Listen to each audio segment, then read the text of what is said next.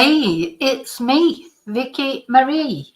Happy Monday and good morning, good afternoon, or good evening, depending on where you are. Hope you're all well. And thank you for being here with me. Okay, so what we're going to talk about in this video is this lady, Samantha Murphy. Now, for those of you who've been following this case with me, you'll know that Samantha disappeared, unfortunately, on the 4th of February from her home in Ballarat in Australia. She went for a jog and she unfortunately just never came home. And the police announced a few weeks ago now that they thought that Samantha had met with foul play and thought that she had probably been murdered. They then arrested a 22-year-old young man, Patrick Stevenson, a local man, a local tradie whose father is a sort of minor celebrity in the area, an ex-NFL player, Oren Stevenson. They arrested Patrick and charged him with Samantha's murder. But unfortunately, he refused to cooperate with the police and he would not say where Samantha was. And he's still not saying where Samantha is. And unfortunately, to this day, as I'm putting this video out, Samantha's remains have not been found. However, there was a big development last week and Samantha's mobile phone was found near a dam. It looked like it had been discarded, maybe from a car. It had been in the water and then sort of lack of rain, if you like, had dried the dam out somewhat. And a dog trained in sniffing out sort of electronic devices supposedly found her mobile phone. And the police have confirmed there is a mobile phone. It had documents with it, like credit cards, not documents, information with it. And they have confirmed there is her phone. And, obviously what we're all hoping is this will lead to them discovering Samantha's remains and, of course, having a successful prosecution in August when the trial comes up on her murderer, this man. This is Patrick with his girlfriend, Meg. And he is the man or the boy, whichever way you look at it, who is accused of murder. His trial's coming up in August. So I thought what I'd look at in this video is, what can we expect? What can we expect to find from this phone, or what can the police? Does it even matter really what data they retrieve from it? Because just the fact of where they found it, in my eyes, is very significant, hopefully to leading to actually where Samantha's remains are, because that is the police's top priority at the moment. Of course, they believe they've got the man who's responsible for murdering her.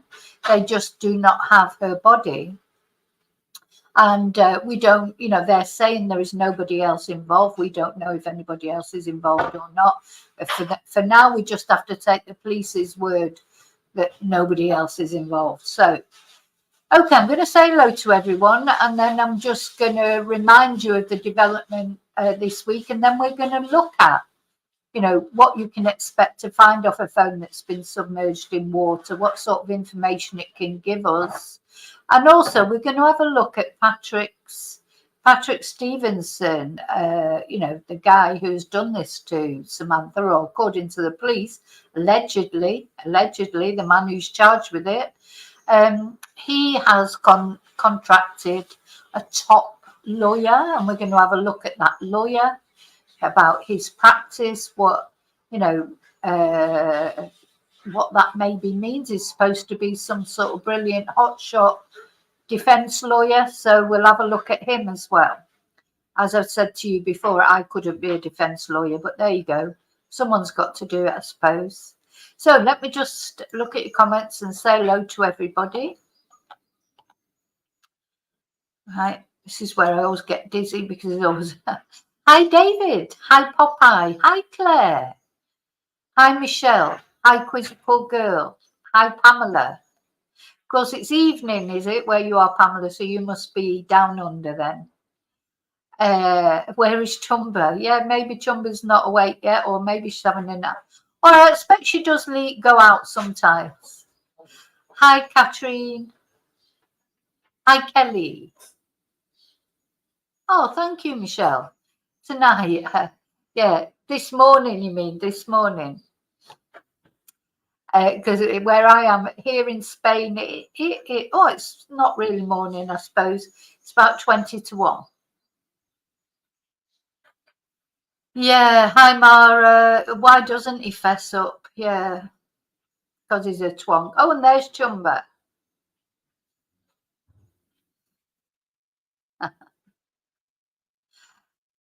Hi, Angie. Yeah, well, I'm going to tell you all about her phone and everything. It's all prepared. Don't worry. Hi, Isabel. Yeah, I don't think a lawyer be. Well, the trouble is, this is why they want the remains. I mean, I think the police, they must have a very good case against Patrick because they wouldn't have arrested him and charged him in the first place. But this is what we're going to look at today. How can the phone aid that? Or is it freezing in Australia at the moment? It's not freezing here.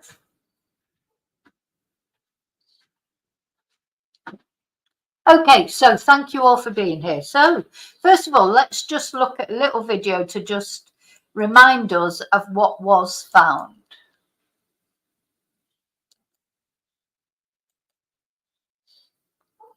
Good evening. First tonight to breaking news, and police have found a clue during a fresh search for any trace of missing Ballarat mother Samantha Murphy. A 22-year-old has been charged with her murder, but her remains and possessions have never been found. Samantha Butler joins us live now from the search area. Sammy, what have police discovered?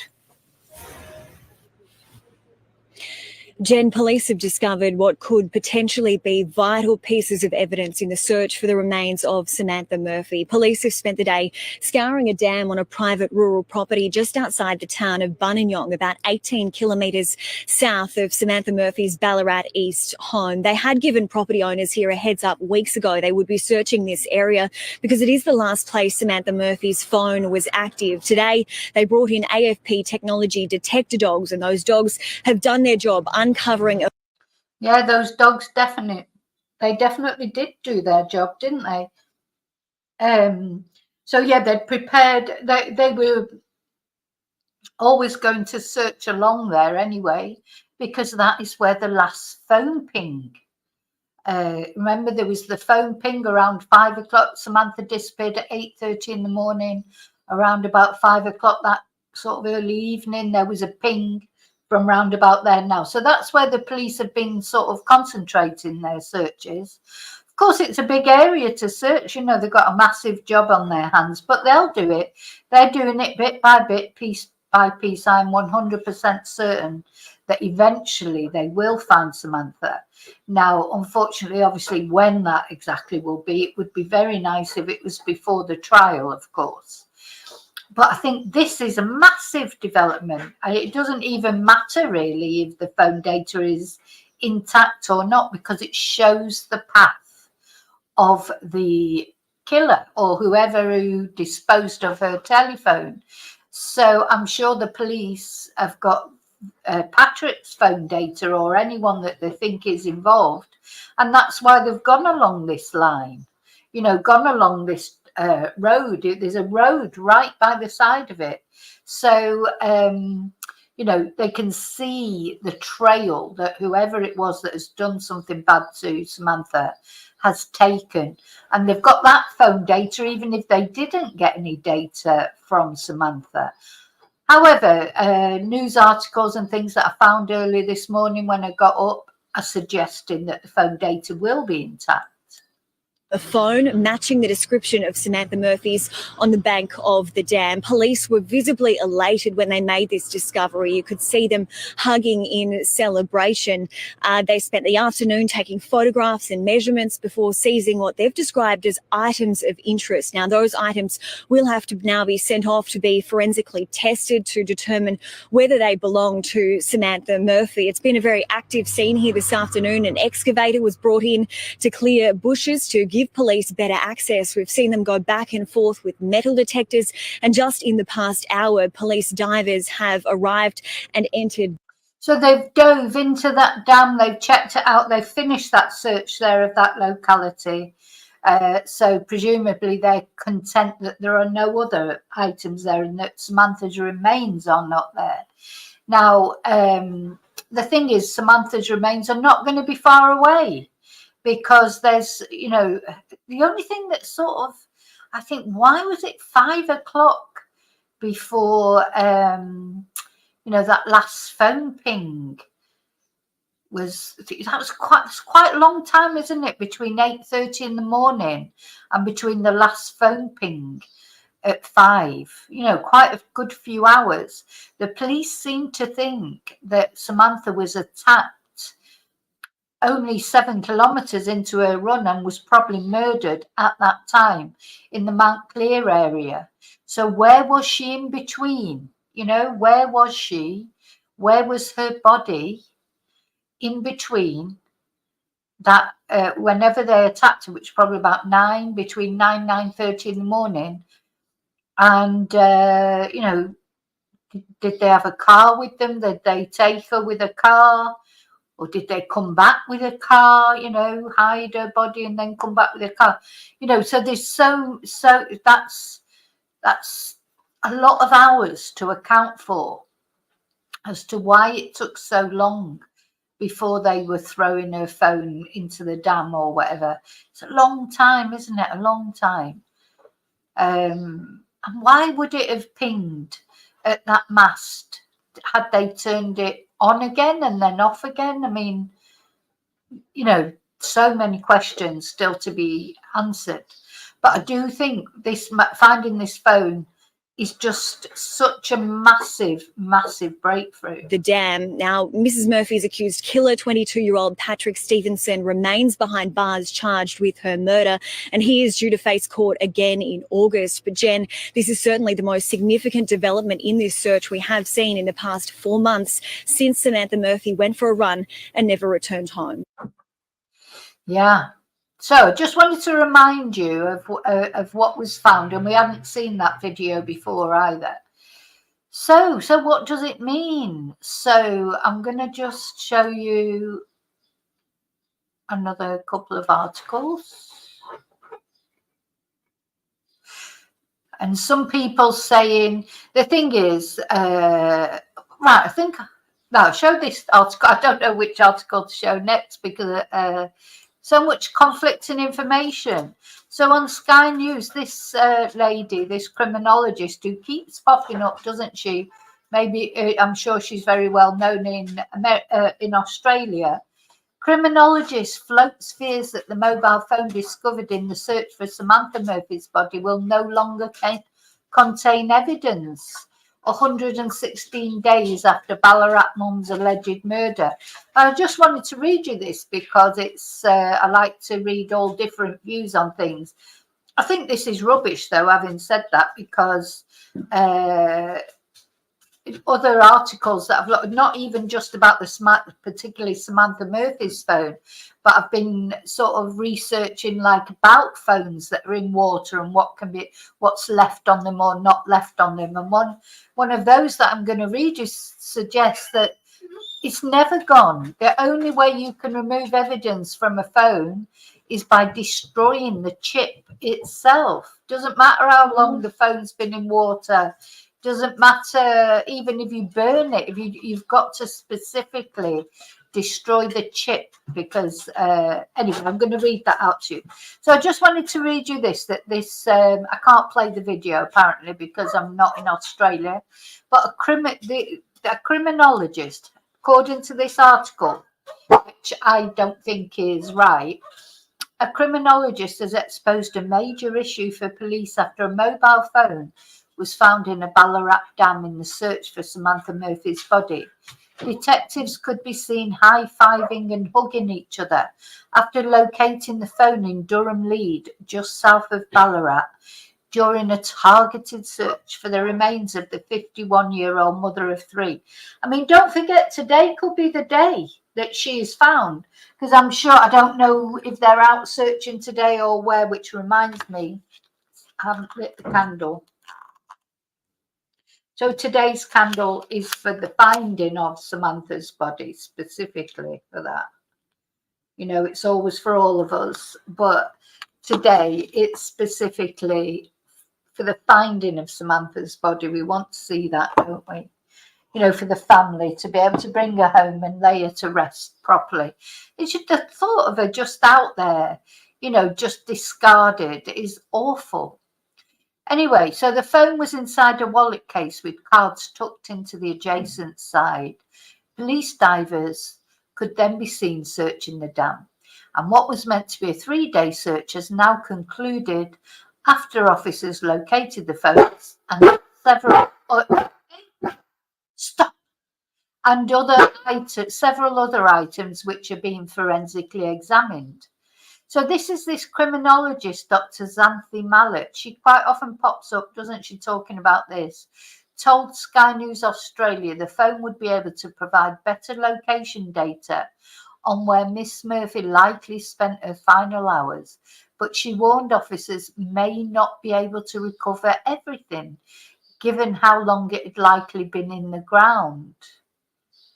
Yeah, I don't know about that. If this is Samantha's phone, it has been potentially outside for 116 days now. It will be damaged by the elements, so they may not be able to recover everything.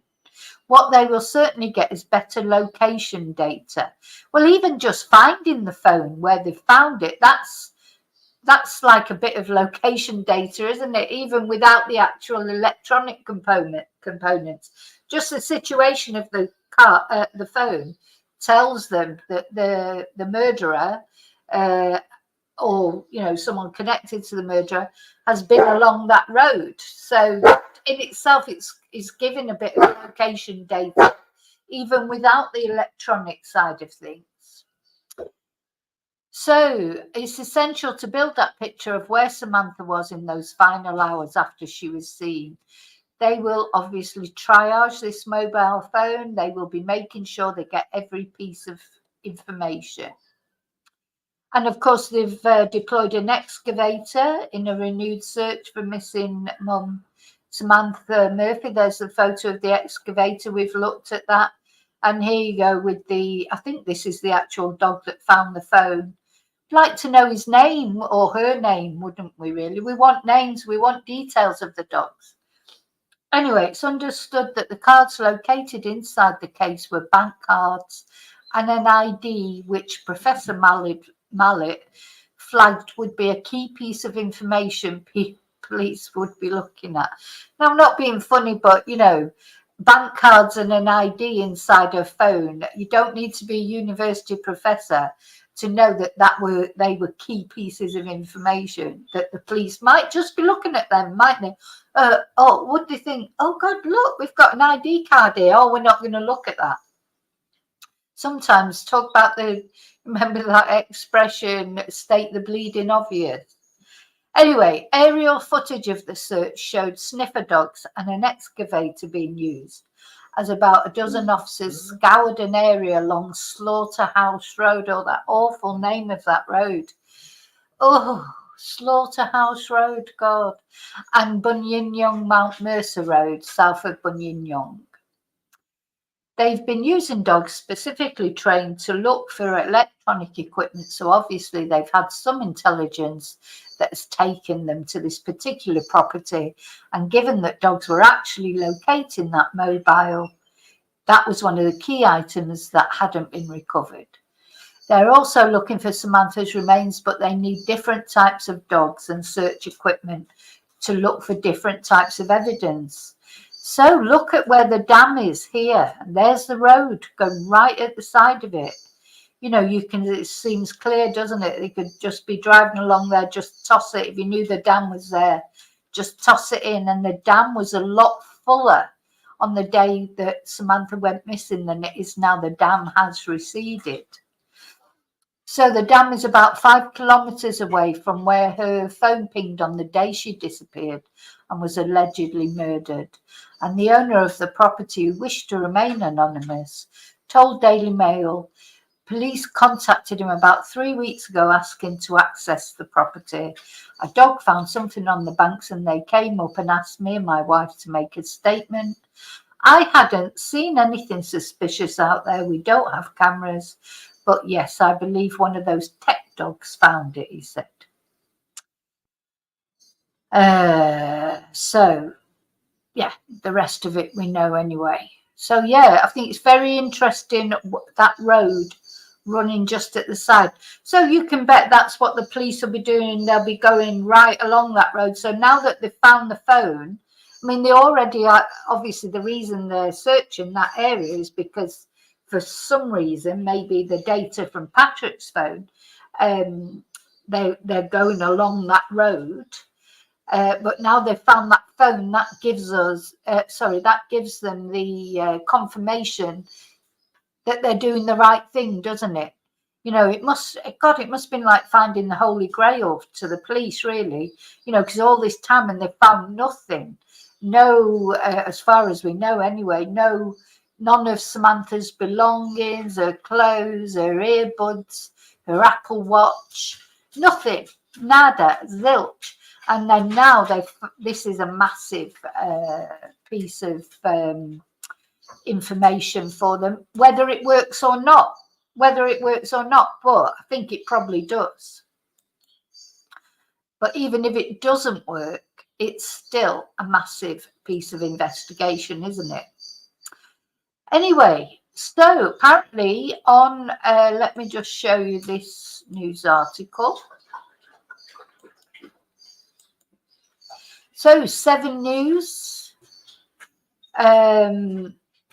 this was today, it says. Oh yeah, just this morning then, it will have been this morning in Australia. 7 News can reveal the mobile phone is undamaged and in near perfect working condition, according to them.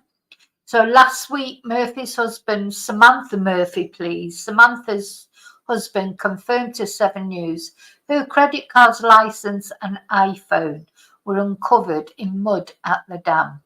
And sources told 7 News the phone was a significant clue that could provide location data of the Ballarat mum's final movement.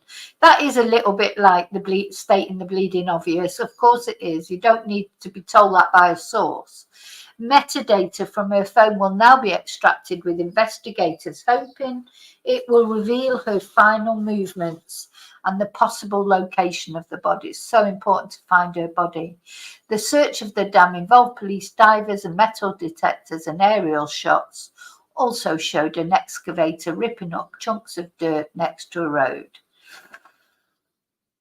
So the police said since February, police have regularly undertaken a range of inquiries and small-scale searches as part of the current investigation. So they're carrying on doing these targeted searches. I expect they're out today doing them, and every day could be the day that there's a breakthrough, and that's what we're praying for. So, and Samantha's family has also been advised of the search. Well, I would hope that they're keeping Samantha's family updated all the time.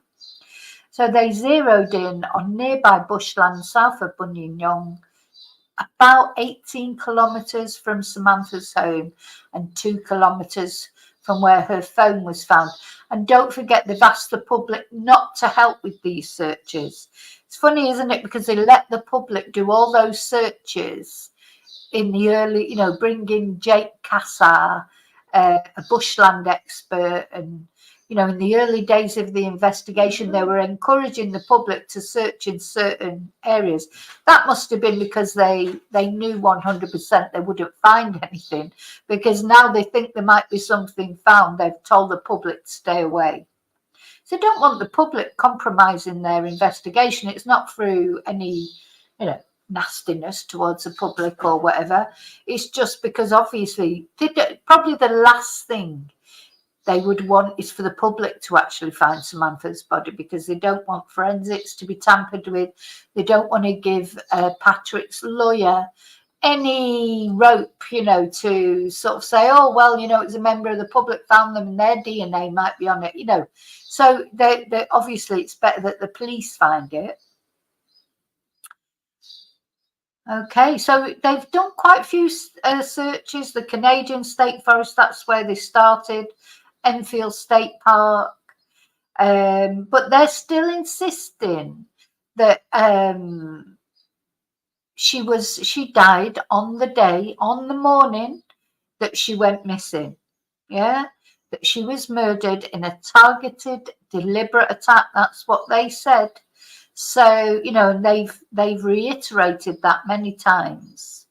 So we're going to have a look at his defense lawyer, Paul Galbally, and he's famous in Australia because he represented Cardinal George Pell, who was convicted of sex crimes, even in the church, within the church, and he had actually had that conviction quashed after being represented by Paul Galbally. Now, so he's quite sort of famous in Australia. Whether you think that's a good thing or not is a whole nother matter. Cardinal George Pell, it says the late Cardinal George Pell. So if he's left this earth, he'll be meeting his maker, and his maker, as a religious man, he'll be paying for whatever sins he did or didn't do. Now, was he really innocent, or did this lawyer, Paul Galbally, just find, a way of getting him off? Because was there something just not done right with the trial? That's why everything's got to be done so perfectly, because you've only got to get some clever ass like this coming along to defend someone, innocent or not, and find one little thing wrong, in the prosecution, and the next minute these twonks walk free, don't they? Now, I don't know. Maybe Cardinal George Pell was innocent, because I don't know about this story. I don't know the details of it, but I think it's quite difficult to take a cardinal to court. I would always err on the side of he probably was guilty. But anyway, Paul found something to get him released. But do you know what, Cardinal George Pell, don't matter if you were released or not, because sooner or later you have to meet your maker, and they know whether you're guilty or not. So this is who we're going to, as I said, we're going to look at him, Paul Galbally, and he's who has been contracted to defend him. So there you go. They must have a few bob, because I bet it's not cheap. I don't know what his family's financial circumstances are. I don't know if the family have money or don't have money. Hi, Joanne. Hi, Yvonne. I don't know. Oh, so some of you know about Mr. the Cardinal. Yeah, I know sometimes people get released because there's something wrong with a conviction, and obviously it's everybody's right to have convictions looked into, but just sometimes you just think, oh, they're as guilty as hell.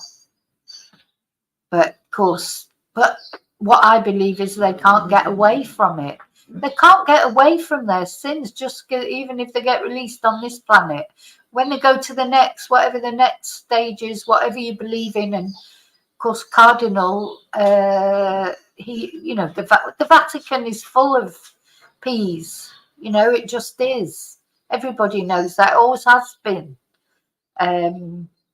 Anyway, don't get me going. I don't want to offend anybody who's Catholic, but we all know what's happened to all the revelations from the Catholic Church and that. And unfortunately, it's a bit of a sort of, if you're that way involved, inclined, then, over the years, historically, I mean, it's a shame now because there's probably loads of lovely priests who are really sort of nice and honest and, really have a calling to God. But they've all been sort of tarnished that little bit by those twonks that went before them, haven't they? And, that's a generational thing. Whether that'll ever change, I don't know. I mean, in Britain, Britain has become increasingly secularized, hasn't it?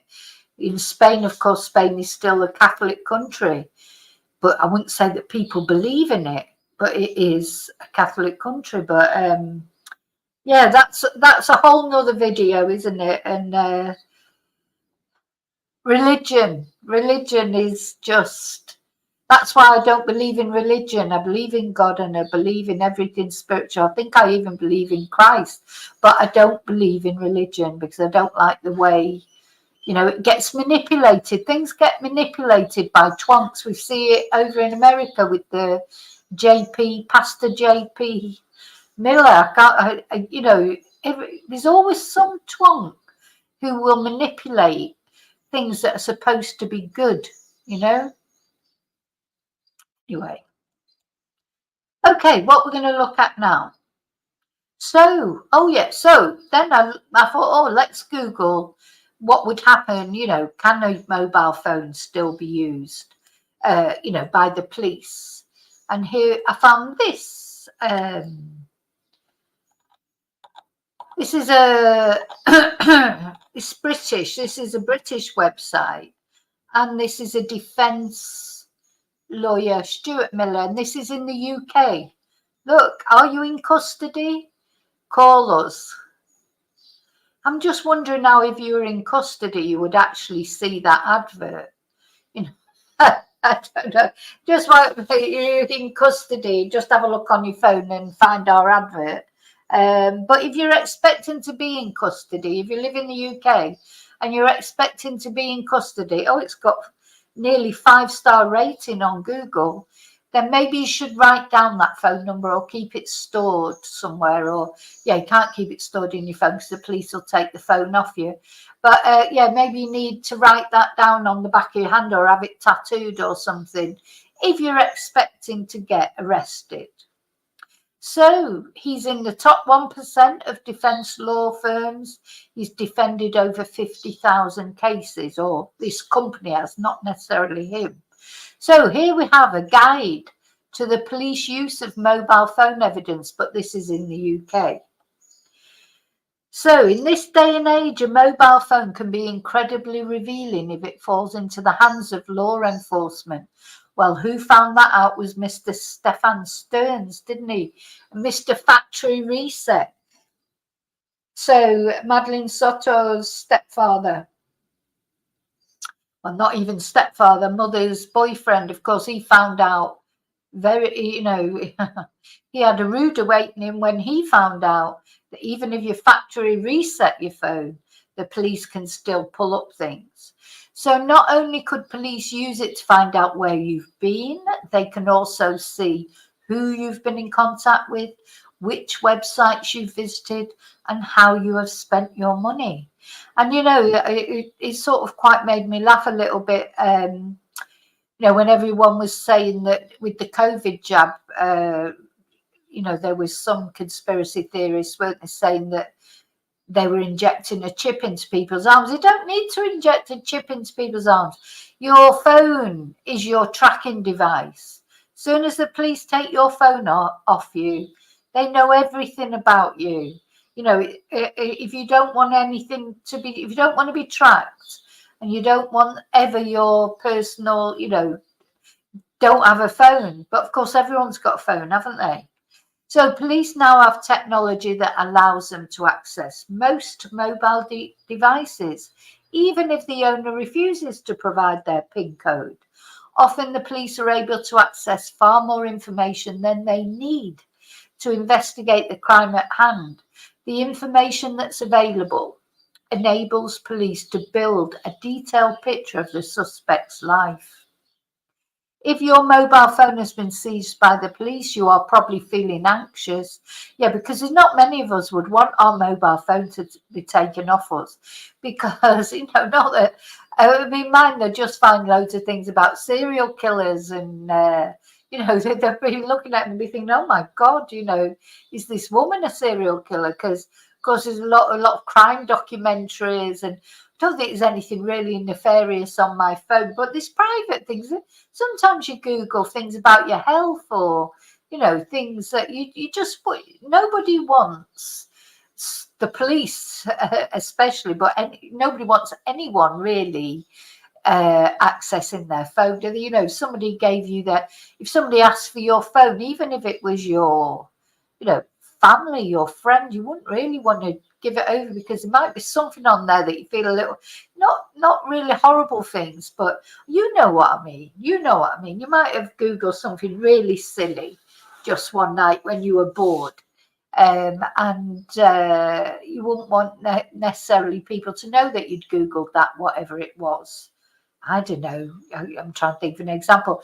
But for me, the worst thing would be crime documentaries and serial killers. And, they would definitely find things on my mobile asking how long a body takes to decompose and things like, because things that I've done for research, for videos. God, the police definitely arrest me immediately, just in case, while they carried out their inquiries.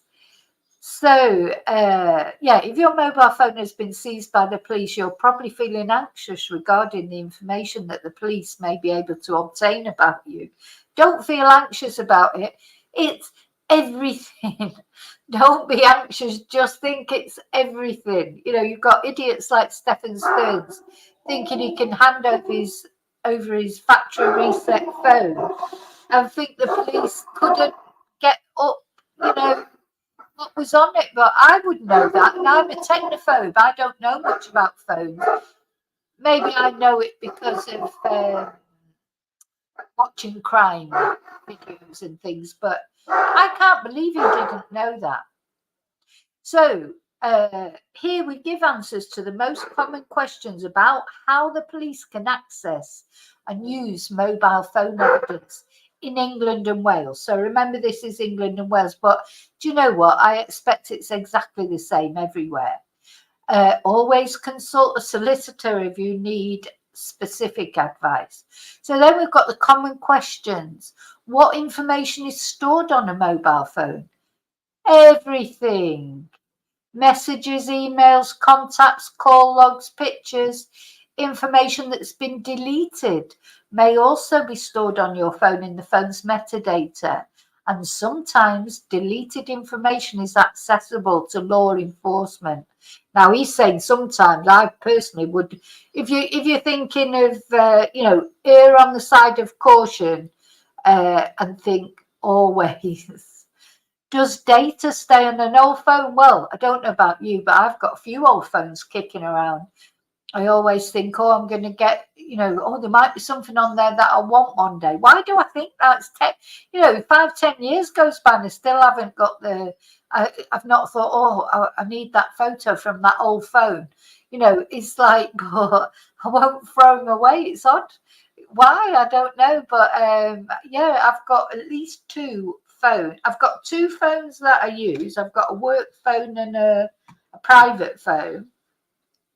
I've got one phone that I just have never, I don't know, couldn't decide what to do with. And I've got another phone that I was going to use, and I just can't be bothered transferring all my data.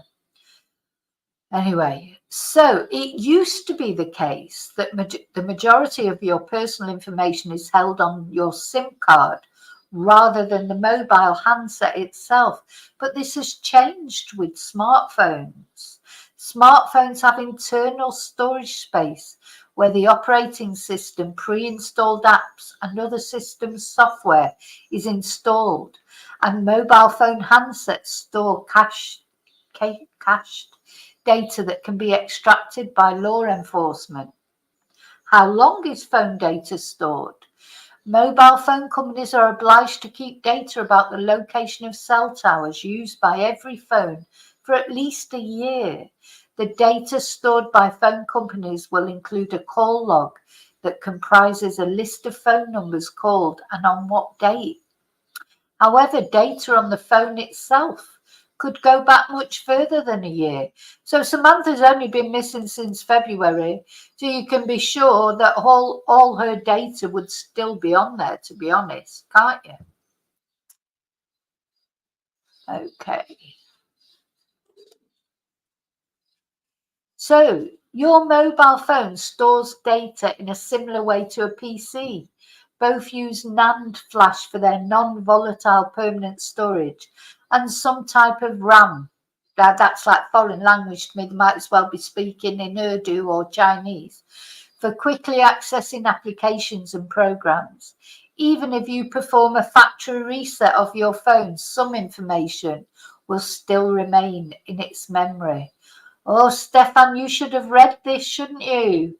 Stefan Stearns, he should have read this before he tried to be clever. Where is data stored on a phone? In the phone's internal memory. A NAND flash chip within the phone contains the information. On Android phones, data is stored between a NAND flash chip, a micro SD card, and the phone's SIM card. What is mobile device extraction? Mobile device extraction is the process by which law enforcement obtains information from a person's mobile phone. Sometimes the police extract data themselves. Other times, police forces contract a third party to perform the extraction on their behalf. What information can be extracted from a SIM card? Contacts, messages, call logs, other data such as videos. Even where a SIM card is password protected, some basic information can still be obtained, even without entering the PIN. What is grey key? Grey key enables law enforcement to recover data from iOS and leading Android devices, including encrypted or inaccessible data. The data that grey key can extract includes file system data, decrypted memory chain, and process memory. Gosh. And what this Celebrite is, apparently this is a company that sells kits to unlock smartphones and extract their data. One of their major sources of customers has been police forces. These kits cannot unlock iPhones or Android phones, but if law enforcement send the phone to Celebrite and pay a hefty fee, the company has the capability of unlocking it. Celebrite software extracts the data from the mobile phone and generates a report summarising it. Remember, this is in the UK, but I'm sure they've got a similar equivalent in Australia, if not the same company. Celebrite's universal forensic extraction device can recover deleted data from apps. Anyway, then it goes into, then there's digital forensic imaging. This is the process by which the contents of a phone are completely copied. Gosh. Oh, there's all sorts of things. Now, this is interesting. Can data be recovered from a burnt phone? Yes. Investigators can still extract information from your phone, even if you burn it, smash it, or immerse it in water. Even if your phone has structural or thermal damage, modern forensic techniques can obtain information from it. In order to prevent data from being extracted, you need to fully destroy the chip. Well, this is like a murderer's guide, isn't it, really? But there you go. So you've got to fully destroy the chip. If you're thinking of doing away with someone or committing some sort of crime, you've got to destroy the chip on your phone. God knows how you do that. So, yeah. Now, then it's going on asking what can be on there. I mean, we know. that the information on a cell phone, on a mobile, contains a lot of information that can help an investigation. It can confirm your whereabouts, and it can show who you were in contact with, what times and dates. Can it be used as evidence in court? Yes. Information extracted from a phone that was lawfully seized by the police in England and Wales can be used as evidence. That will be the same in any country, I would imagine. The information will be exhibited to a witness statement written by the investigator who extracted the information. And then it asks, are texts enough evidence to convict in the UK? In order to be convicted of a crime in England and Wales, the prosecution must satisfy the court beyond reasonable doubt that you committed the crime. And this threshold can be satisfied in different ways in different circumstances. And text messages could be capable of convincing the jury that you committed the crime. Okay, so are they hearsay? Well, they're hearsay if they're not authenticated properly or corroborated. Like, you can't just stand up in court and say, oh, I got a message from Fred and he said this. You've got to show the message, obviously, and then they've got to trace that message back to Fred's phone and prove that it did come from Fred. You know, so you can see that it's all got to be backed up with evidence. But I think the most important thing on this website, and as I say, if you're expecting to go into custody, you need to take a note of this phone number, because it sounds like this guy knows exactly what he's doing. But the most important thing, I think, out of that is, it doesn't matter how long you put the phone in water or burn it or whatever you do with it, you've got to destroy the chip itself before it would not be of any use. So, okay, right, so now we're going to have a look at Patrick's lawyer. Let's have a look. So this guy, he's been, what's the word, contracted.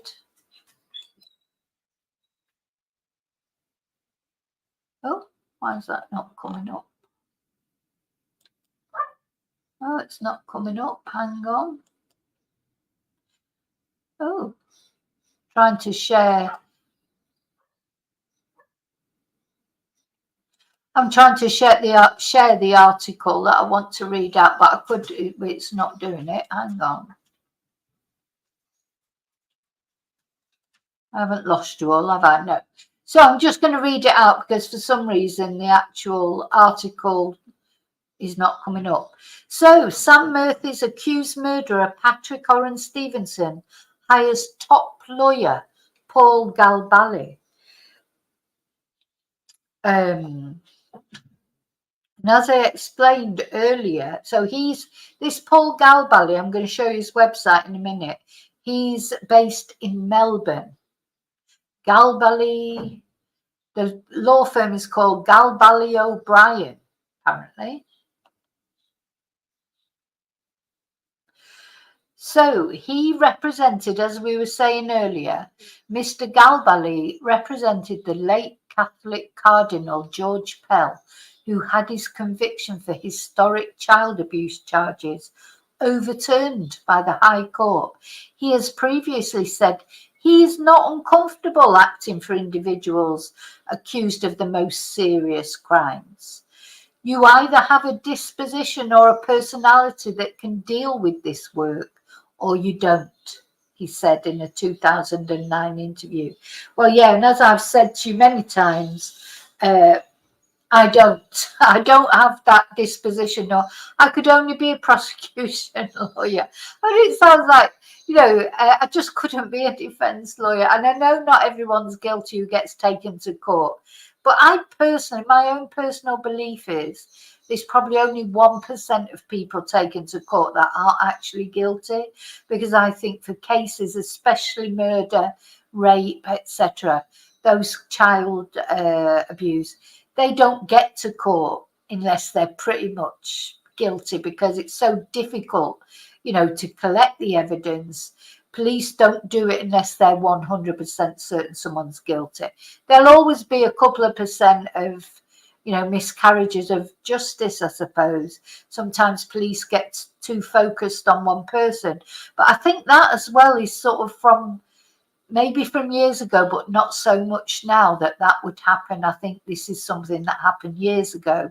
And nowadays, I think police, it's so difficult to prove a crime that once the police have gone, once the Crown Prosecution Service has accepted it as having enough evidence, I think it's likely that that person is guilty. So that's why I could not be a defence lawyer. I mean, imagine defending Chad Daybell, you know, who's just been found guilty and given the death penalty for murdering 2 children and other people. You know, how could you defend them? And he's not even, you know, there's one's much worse than him. Serial killers, Chris Watts. Imagine being Chris Watts' defence. Now, that is a bedrock of our society, that everyone is innocent till proven guilty. I understand that, but just I couldn't done it. I couldn't do it. So he can do it. He has got the disposition or the personality that can deal with defending murderers, etc., or pedos. So the Galbally O'Brien website, which we're going to look at in a minute, states that Mr. Galbally has run some of the country's largest and most complex criminal cases. His experience includes representing clients before public inquiries, royal commissions, and defending Australian Securities and Investments Commission prosecutions. He is recognised throughout the legal profession for his judgment, sound strategic advice and discretion, and is featured in Doyle's Guide as one of Australia's preeminent criminal defence lawyers. So there you go. That's him. And as I say, we're going to have a look at him, see if there's any more information on here. So apparently he was approached by the Daily Mail for comment, but he hasn't commented. So, okay, so let's have a look at his website. Well, you just come back, make sure you're all okay. Hi, Heather. Hope you're not. Anyway, never mind.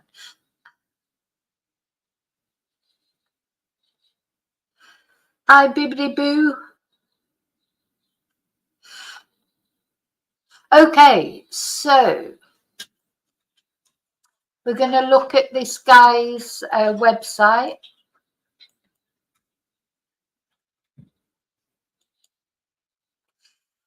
Galbally and O'Brien. So here, this is the guy here. Let's have a look at it. I'm going to make that bigger. This is Paul Galbally, the guy himself. This is the man. He's a partner in this law firm. His BA Honours LLB. The opportunity to assist people from all walks of life with their problems is a great privilege and the catalyst for me to become a lawyer. Today, it still remains my driving force. I'm sorry. I just, you know, anyway, someone's got to do it, Paul. I know someone's got to do it, and I'm sure you're very good at what you do. But I could not defend some people. I mean, does it, with a defense lawyer, I mean, does it matter if you believe they're guilty or not? Or do you just think, well, look, everyone's got the right to be defended, so does it just not matter if they're guilty or not? You know, I suppose a justice system, any country that's got a justice system, that's what, you know, that's a bedrock of democracy, isn't it? What we call democratic countries. They're supposed to have a fair justice system, you know, that everybody's innocent until proven guilty. So he's a part of the cogs in that system. But so he joined this particular company as a partner in 1992, and over the years he's developed a reputation as a leading defence lawyer with particular expertise in defending corporate and white-collar criminal prosecutions. He's an accredited criminal law specialist.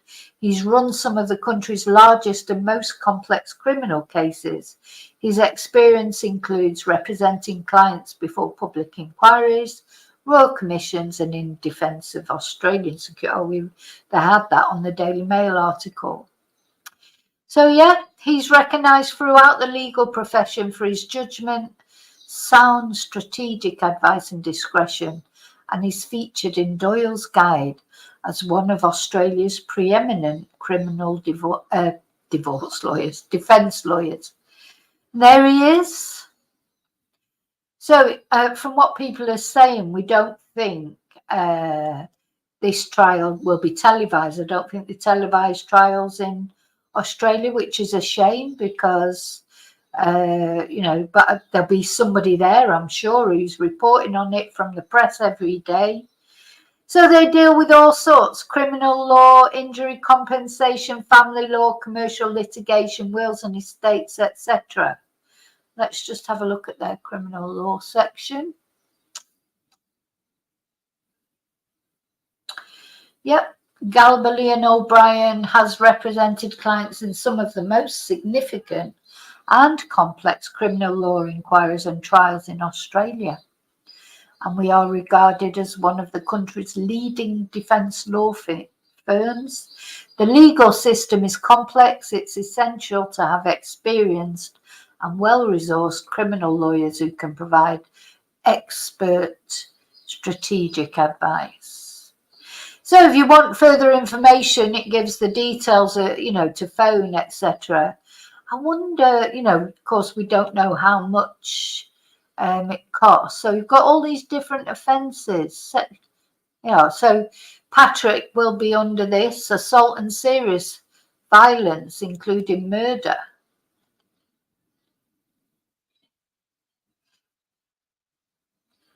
So it goes through all the different kinds of assault. Well, he's done more than assault. Common assault, aggravated assault, no. Looking at murder. Doesn't mention murder there, so there you go. So Patrick's fortunate, I suppose, to be in a position where he can afford a fancy, renowned defence lawyer. Who's paid for that, I wonder? His parents? I know he's their son, but I don't know. I hope I never have to find out. But when you, when your son's been arrested for that, even if, at the end of the day, your son is your son. You love him regardless. Now, maybe his parents are convinced he's innocent. We don't know, do we? We don't know.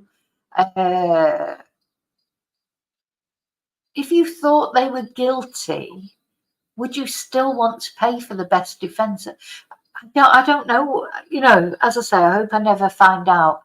What would it be like? You'd be, because I feel that I'd be there saying to him, look, just confess. If you did it, confess. But of course, he may have persuaded his parents that he didn't do it. It'd be very difficult for parents to think that their son that, they've brought up and they thought, was a loving, kind, I don't know, nice boy, nice lad. It'd be very difficult to accept that they might have done something that heinous, mightn't it? So maybe they believe him when he says he hasn't done it and he doesn't know anything about it. We just don't know, because I always resonates with me with the Chris Watts interview, where, after, if any of you have watched the Chris Watts case, and after he'd had the lie detector test and he was found to have been lying, because he obviously thought he could beat that lie detector test, but he couldn't, could he? And the woman, the police officer, said to him, look, you failed the lie detector. And he asked to speak to his dad. And his dad went in there, and Chris started coming up with that cock and bull story, you know, that he'd caught Shanann murdering the girls, his wife Shanann, who was pregnant with Nico, their son, and they had 2 girls, Ceci and Bella. And Chris Watts immediately started saying to his dad that he had found Shanann, caught Shanann murdering the girls, and so he had murdered Shanann. And his dad, I just remember watching, his dad just accepted it.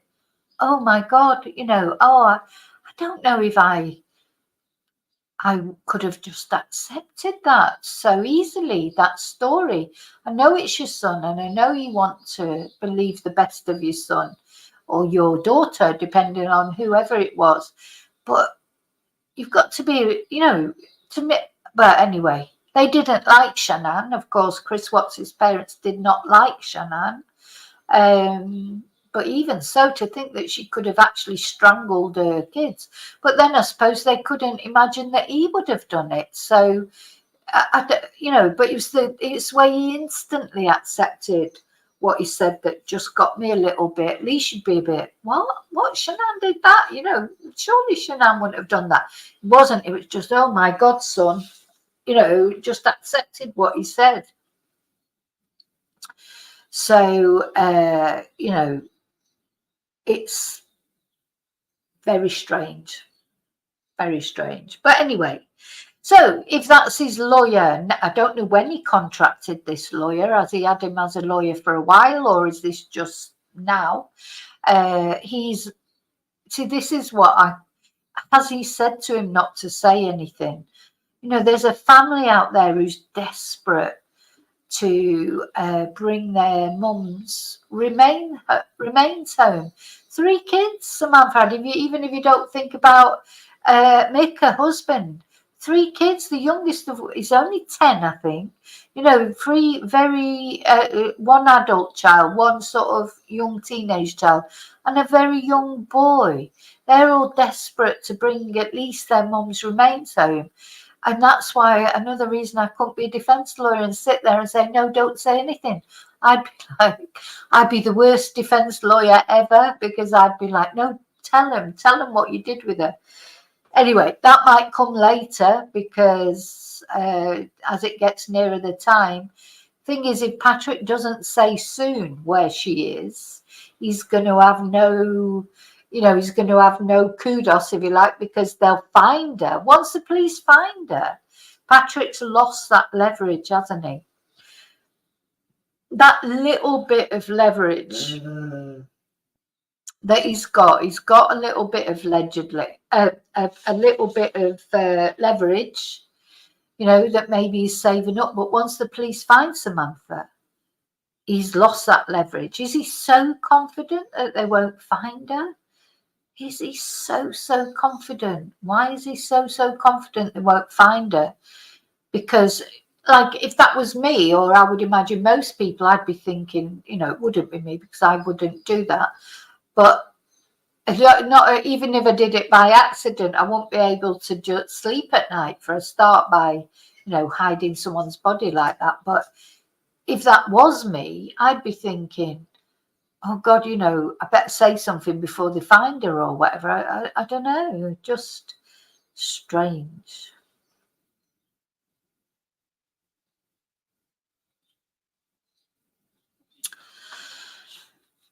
So there you go. I thought that's what I thought I'd just come on and tell you about.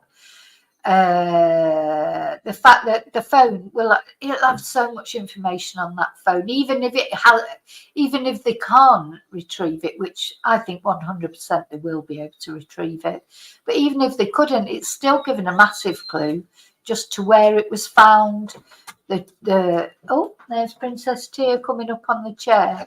Hello, baby. Hello, baby. Not too much barking today, only a little bit. Still, there's still time yet. I haven't finished yet, have I? So, yeah. I'm going to hope and pray, as always, that, today could be the day that Samantha's found. Could be tomorrow, where has he hidden her? It can't be that well that he's hidden her.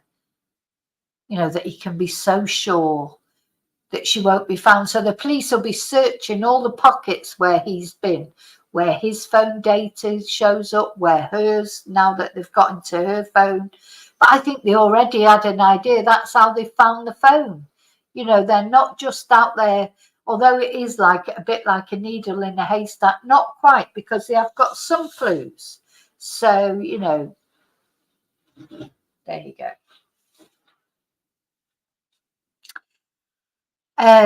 So I will be back tonight. I think tonight I'm going to look at Mike Miller's case again. I want to show you a video where her sisters were talking. Do you remember we talked about, John J.P. Miller? He was on social media, wasn't he, on TikTok, sort of for the first time discovering social media. Anyway, Micah's sisters then came back on that same creator's channel to talk, and I think I'm going to look at that tonight. Yes, Heather, that's a cushion a friend of mine sent me with 3 Manchester bees on it. So.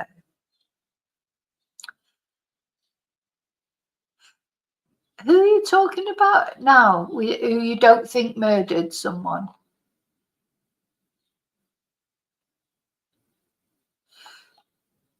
Please tell me no one's saying that Chris did not murder his children.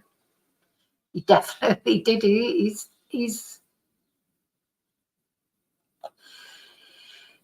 admitted it. He's admitted it. He did. He did kill his children, and it doesn't matter what mistress he had or whatever. He did it. Nobody else did it, in my opinion. Just, so selfish. Just why didn't he just get divorced like people do? He should have just got a divorce. Horrible man. I don't think you can, you can't manipulate someone into murdering their children. Not in my opinion. No. He did it. He did it for selfish reasons, because he just wanted to start his life again, and he wasn't man enough to stand up to anybody, not only his girlfriend, but he wasn't man enough to stand up to anyone. So instead of doing that, he murdered his little girls. So yeah, no, I don't accept that. It's all on him, in my opinion. Awful man. Awful man. Okay, so I'm going, and I'll see you later. I'm going to put my little videos on for my books and things. Those of you, who are not interested, you can just click out. But yeah, I have to do my housekeeping. I want to say thank you to all of you that have bought my Confessions of a Spanish Teacher book, or have bought my Spanish books to learn Spanish. Thank you so much. And of course, all of you that are subscribed to my channel, please think about subscribing if you're not subscribed. I know there's a lot more of you at home that not everybody's in the chat. And thank you for watching. Thank you for, please like. Please subscribe if you're not subscribed yet. There are free ways you can help my channel. And I want to say a special thank you, as always, to those of you who are members, which really help support my channel, and those of you who have either bought me a Ko-fi, PayPal'd me, or sent super chats, etc. So remember to live and love wisely and carefully. And as always, so let's hope there's some news about Samantha being found soon. Put her family out of their misery. I mean, they're already in misery, but at least it will, the sooner she's found, the better. Okay. Till I see you again, may your God always, always go with you. Right, I've got to find my videos now to put on. Hey, it's me, Vicki Marie. Did you ever want to know a little bit more about me and my background, how I came to become interested in true crime, how I ended up in Spain being a Spanish teacher? If you want to know a little bit about me, a little bit more about me as a person, you can find my book, Confessions of a Spanish Teacher, on any Amazon site, wherever you live in the world.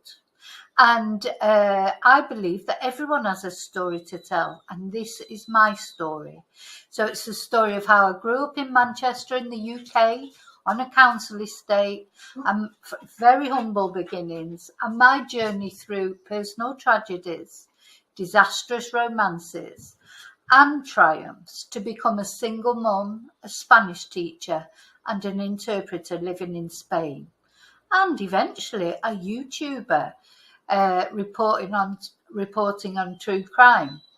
So it details my various experiences with people and places over 20 years of teaching, over 20 years now. Ooh, where did that go? Of teaching Spanish and interpreting through the backdrop of the recession, financial uncertainty, severe flooding, and living through COVID. I hope you will find it funny, sad, amazing, silly, serious, and stranger than fiction at times. I hope you enjoy it, and I hope to make you angry at least once. I hope to make you cry at least twice, and I hope to make you laugh many, many times. So thank you for all your support on my YouTube channel, and if you want to know a little bit more about me as a person, then you can find out there. So thank you so much. See you very soon in the next video. And as always, till then, may your God go with you. Bye.